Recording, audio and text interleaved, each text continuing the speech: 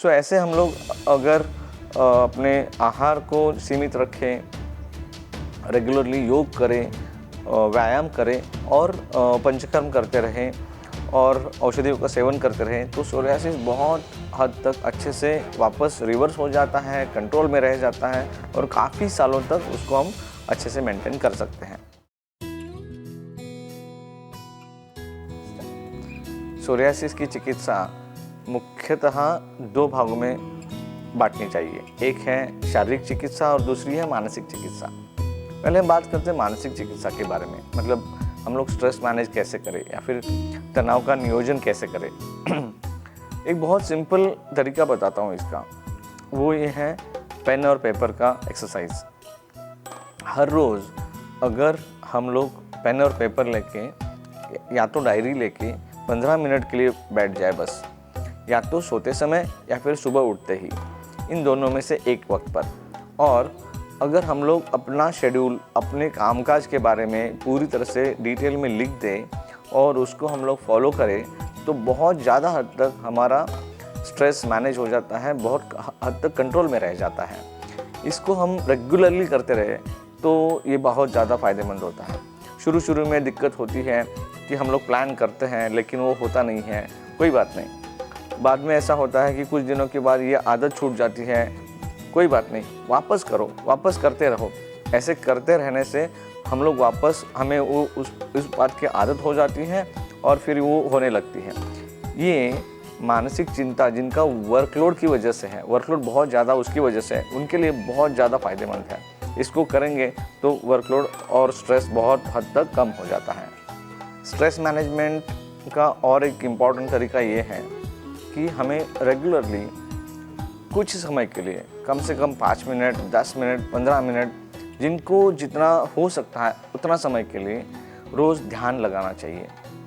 ध्यान लगाना कहना आसान है, लेकिन उसका टेक्निक क्या होता है, क्या करना चाहिए, ये बारीकी से समझना या फिर समझाना वैसे आसान भी है और मुश्किल भी है, लेकिन वो करना बहुत ज़रूरी है।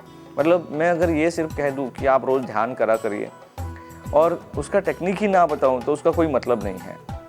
इसका एक बहुत सिंपल तरीका है, अपने सभी इंद्रियों को बंद करें, मतलब आँख बंद करें, जिह्वा को बंद करें, मतलब बोलना बंद करें, मुंह बंद रखें। त्वचा तो वैसे ही कोई अगर नहीं छूता है तो बंद हो जाती है और सिर्फ खुला रहता है, वो है अपने कान। तो कान में आप ईयर प्लग डाल दीजिए या फिर हेडफोन डाल दीजिए और उसको बंद रखिए। और उसके बाद जब आपकी सभी इंद्रियां बंद हो जाएंगी, उसके बाद आप सिर्फ बैठे रहिए। तो कोई कहेगा कि मैं नीचे बैठ नहीं सकता हूँ, कोई बात नहीं, आप कुर्सी पे बैठ जाइए, आप लेट जाइए, आप किसी भी पोजीशन में रहिए, नो प्रॉब्लम। आप खड़े हो जाइए, नो प्रॉब्लम। लेकिन आप उस वक्त अपने सारे इंद्रियों को बंद कर दीजिए और अपने आप को सिर्फ और सिर्फ अपने आप को देखिए और जो चल रहा है उसके बारे में ऑब्जर्व करिए। अब इसमें जानबूझ के कुछ करना नहीं है। तो कुछ लोग कहते हैं कि फिर हमें ये थॉट्स आते हैं, वो थॉट्स आते हैं, आने दीजिए। जो होता है सिर्फ उसको देखते रहिए। कुछ ना करना मतलब ध्यान करना होता है, जो बहुत मुश्किल भी होता है।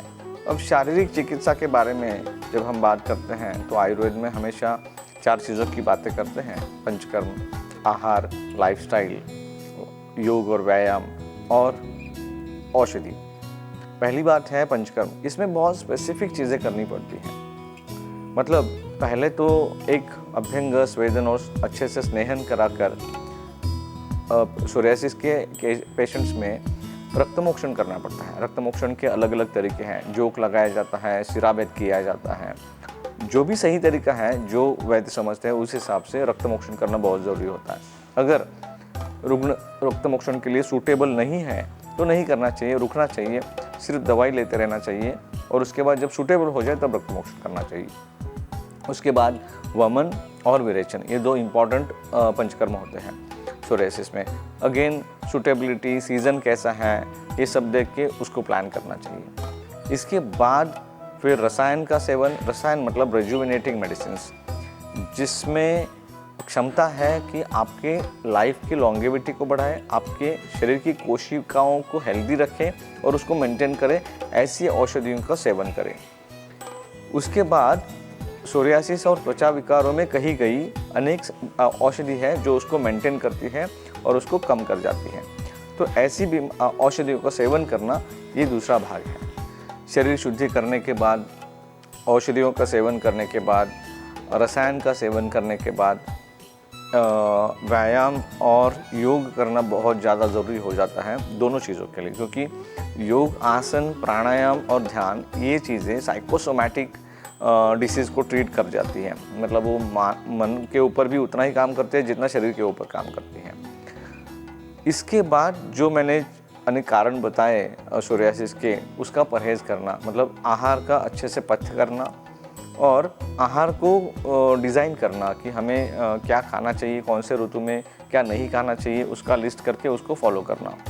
सो ऐसे हम लोग अगर अपने आहार को सीमित रखें, रेगुलरली योग करें, व्यायाम करें और पंचकर्म करते रहें और औषधियों का सेवन करते रहें, तो सोरियासिस बहुत हद तक अच्छे से वापस रिवर्स हो जाता है, कंट्रोल में रह जाता है और काफ़ी सालों तक उसको हम अच्छे से मेंटेन कर सकते हैं। जिन लोगों को मानसिक ट्रॉमा हुआ है, साइकोलॉजिकल ट्रॉमा हुआ है, उन लोगों के लिए कुछ खास औषधियाँ होती हैं। उन औषधियों का सेवन करने से सोरियासिस बहुत अच्छे से कंट्रोल में आ जाता है। इससे ये बात समझ लेना चाहिए कि मानसिक कारणों का कितना बड़ा प्रभाव सोरियासिस में होता है। इन सभी चीज़ों के साथ अगर हम अपना लाइफस्टाइल अच्छा रखते हैं, अपने सुबह उठने का समय, रात को सोने का समय, खाने पीने का समय, व्यायाम करने का समय, व्यायाम न करने का समय और ओवरऑल हम लोग सभी चीज़ों का अगर टाइम अच्छे से फॉलो करें तो दो चीज़ें होती हैं। या तो एक चीज़ बायोलॉजिकल क्लॉक जो होता है उसको फॉलो किया जाता है, उसकी वजह से शरीर हेल्दी रहता है, और दूसरा है अपना मानसिक चिंता और तनाव का जो विषय है उसका भी निपटारा हो जाता है। ऐसे इन सारे चीज़ों को अगर हम जोर लगा दें तो सोरियासिस अच्छे से कंट्रोल में रह जाता है और काफ़ी हद तक वो ठीक हो जाता है।